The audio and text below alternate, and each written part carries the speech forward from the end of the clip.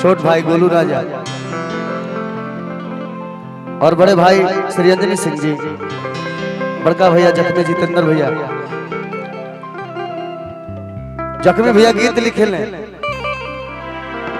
आंजनी भैया निर्माण कर लगे इस पर बाजी कैसे। एक दिन हो गल निर्माण भाई, अब हमारे बुझाता कि कहाँ कहाँ भेट है कि वो कैसे वो सही बाजो गबड़ा जाए।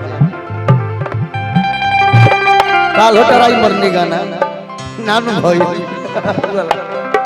आइए रूपा जी, समय नहीं है, चलिए चलिए।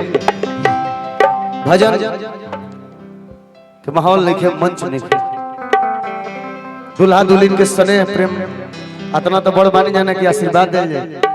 लेकिन भगवान से जितना भजन गौले में जितना कीर्ति मिलल बा, भगवान करस की सब वो लोग के झोली में जाओ और साल भीतर एगो दुगो नन्हा मुन्ना खेलो।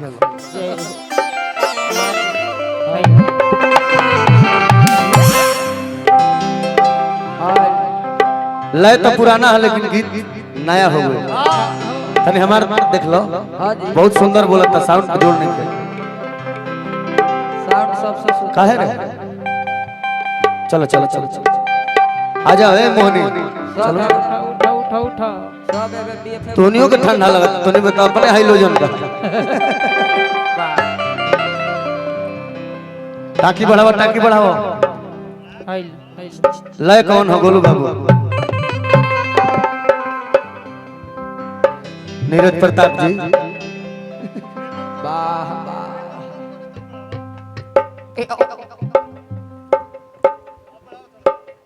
थोड़ा सा दो।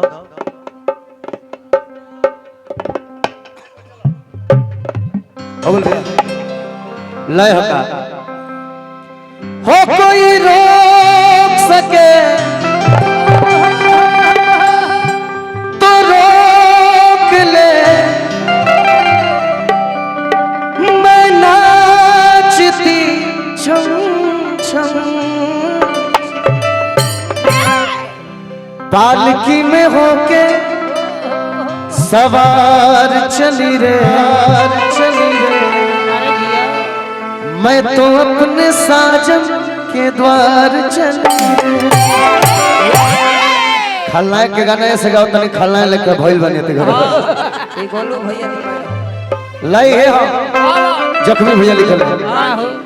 मेहरारू मरद से कहतिया कि न बोलावे ला, बात सुनी है, बात सुनी है। हर नया वेला खाली रातों दिन तड़पावेला,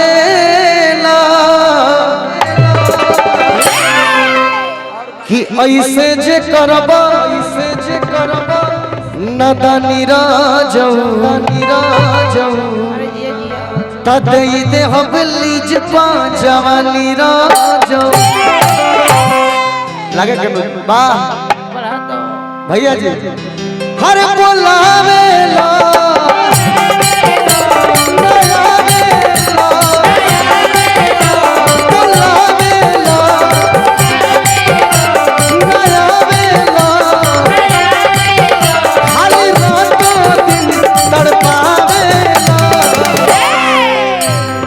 ऐसे जे करबो नादानी रजऊ, जई दे हबलीज पा जवानी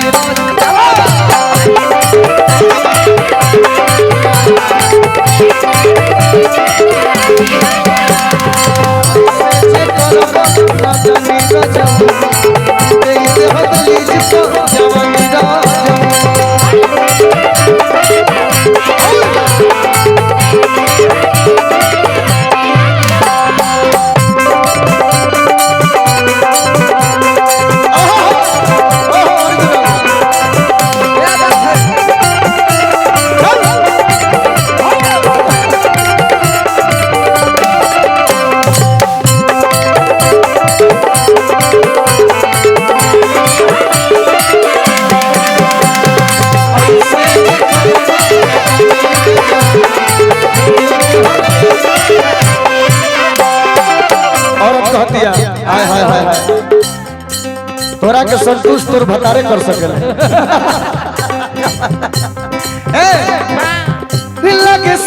दिन के तेरा में झूला तारा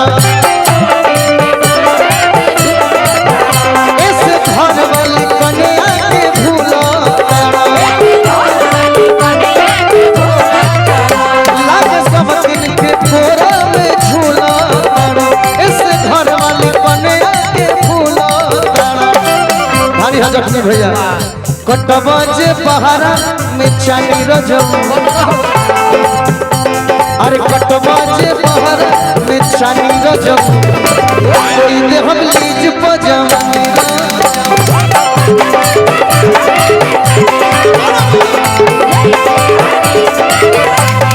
कटवा जे पहाड़ा में चानी रजब दे हम लीज पजामा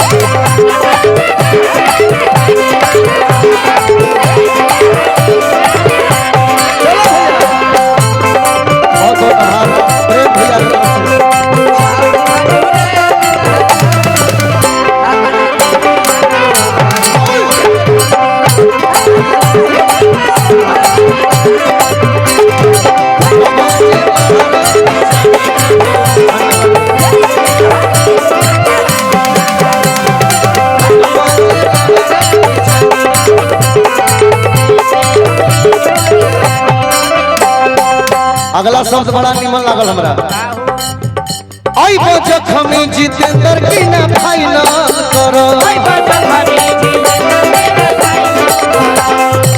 आई जखमी जितेंद्र की ना फाइनल करो न तो चंदन के नामे अपन चाइनल करो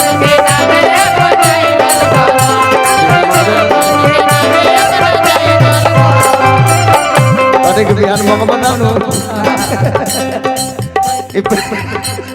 प्रेम प्रेम आई जखमी जितेंद्र की ना फाइनल करो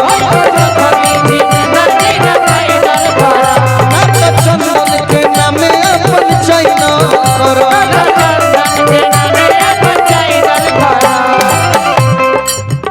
अब न चली तोहर मन मानी रजऊ नहीं चली तोहर मन मानी रजऊ पहले हम लीज पजामा रजऊ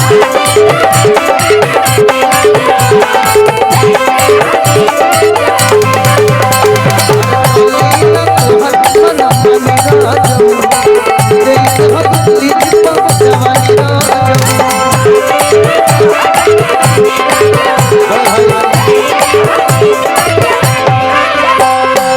सोनू भैया की तरफ से आशीर्वाद प्रेम मिल रहा बा और सदैव मिलेला सिर्फ दिल से भार बड़ भाई के हमरा इतना प्यार और दुलार देला खातिर ऐसे जे करब नदानी रजऊ दे दे हो लीज पजामा